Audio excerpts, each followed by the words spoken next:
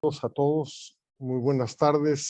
Hoy día tenemos un tema que es muy importante, es un tema que se ha puesto eh, a la orden del día por la iniciativa del gobierno reciente. Me imagino que vamos a conversar sobre ella, pero lo que queríamos era en esta reunión tener una visión general de qué son las reservas internacionales, para qué sirven, cómo se forman esas reservas, de qué depende que suban o que bajen, y cuáles son las implicaciones de ese hecho, digamos, de que suban o que bajen las reservas, y qué papel juegan en las políticas económicas, especialmente en las políticas monetarias y de manejo del tipo de cambio y de la competitividad internacional.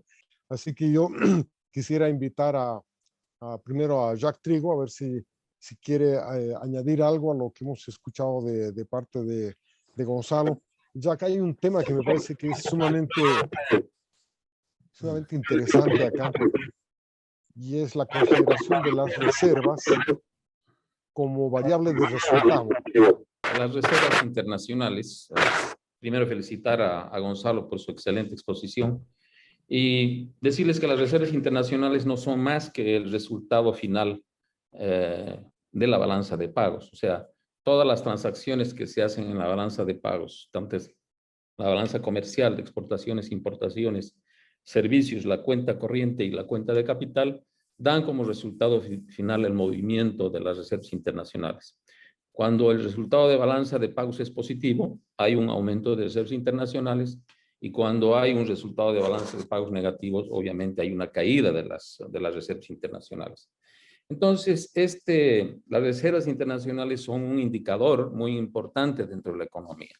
Y esto tiene mucho que ver no solamente con la capacidad, primero tiene que ver con la capacidad que tiene el país para poder importar bienes. En el caso de Bolivia es muy importante. Si ustedes analizan todo lo que producimos en Bolivia, son prácticamente materias primas y recursos naturales que exportamos, pero hay bienes de capital y bienes intermedios que importa la industria, que todos son importados. Entonces, nosotros, si tenemos problemas de balanza de pagos, tenemos problemas de reservas internacionales, no solo se van a reflejar en problemas en la propia industria nacional, que vive de bienes intermedios importados, y se va a reflejar también en nuestra capacidad de compra y nuestra capacidad para hacer los pagos que el país debe hacer normalmente, que son, por ejemplo, los pagos de deuda, intereses y capital de la deuda tanto interna como externa. El cable se está apagando. Después, decir que el oro, que es un tema que viene desde hace muchos años, se ha discutido a partir del padrón oro, y hoy en día para mí es un problema en el caso boliviano el oro, porque puedes tú comprar a un precio X en este momento, que está más o menos ha estado en 1.700 dólares y ahora ha bajado a 1.500, pero si haces esta operación como sector público en el caso boliviano, para mí es tremendamente peligrosa. Es tremendamente peligrosa por el tema jurídico, ¿no? Puedes comprar a 1.500, de repente baja a 1.200, y estoy seguro que en el Congreso te van a seguir un juicio. El otro tema que tiene que ver con el oro es el tema de la rentabilidad. Entonces, la gran pregunta: ¿por qué el oro, cuando está en el extranjero, por qué las reservas no tienen una rentabilidad alta? Entonces, hay muchos gobiernos que están muy proclives por tener tasas de rentabilidad muy altas, y hacen inversiones en bonos, bueno, no voy a decir no de una seguridad, que te pudieran dar una seguridad, como son los bonos norteamericanos, como son los bonos emitidos por bancos de primer orden. Y el otro gran problema que tienes es que la diversificación. A nosotros nos sucedió un problema, digo nosotros, en el gobierno, en un momento dado, que todas las reservas prácticamente estaban en Estados Unidos. Y vino un problema con de paralización en ese momento, si no me equivoco, era del yoidero boliviano, una huelga del yoidero boliviano.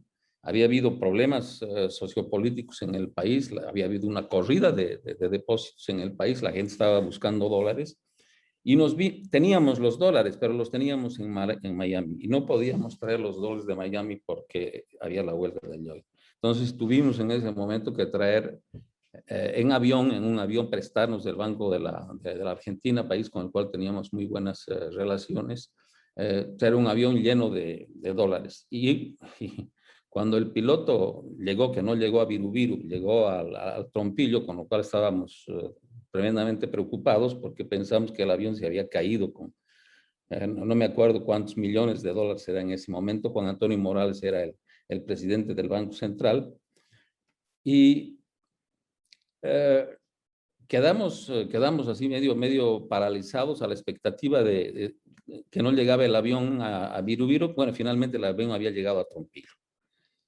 Y digo esto de la diversificación, quiere decir que no puedes tener todo tus reservas internacionales, en otras palabras, los dólares o los bonos, en un solo país o en un solo lugar. Tienes que diversificar.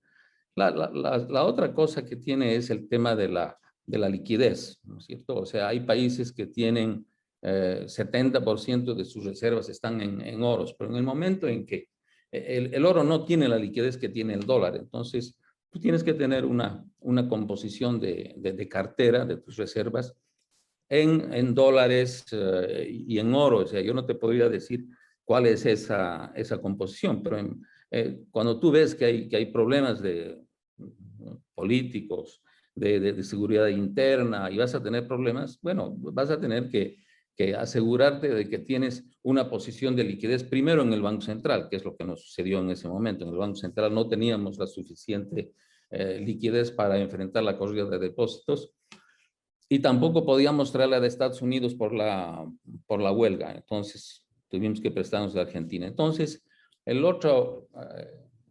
otra de las enseñanzas es que la tienes que diversificar, no pensar que solamente lo tengas en bonos. Bueno, tengas en euros, puedes tener en otro tipo de monedas. No sé si el día de mañana las criptomonedas funcionarán, seguramente serán parte de las reservas.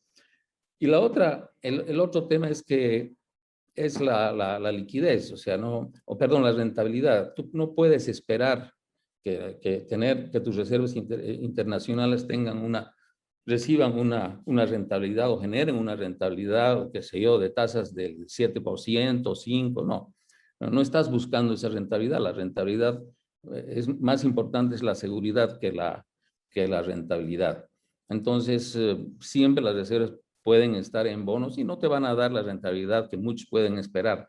En los cargos públicos es muy complicado explicar muchas de estas cosas porque, bueno, lastimosamente en el Congreso o los partidos políticos de oposición siempre van a tratar de ponerte una zancadilla y decir por qué los bonos, se han comprado unos bonos del Tesoro del gobierno norteamericano que solamente dan una tasa de rentabilidad del 2 o 3% cuando hay otros bonos.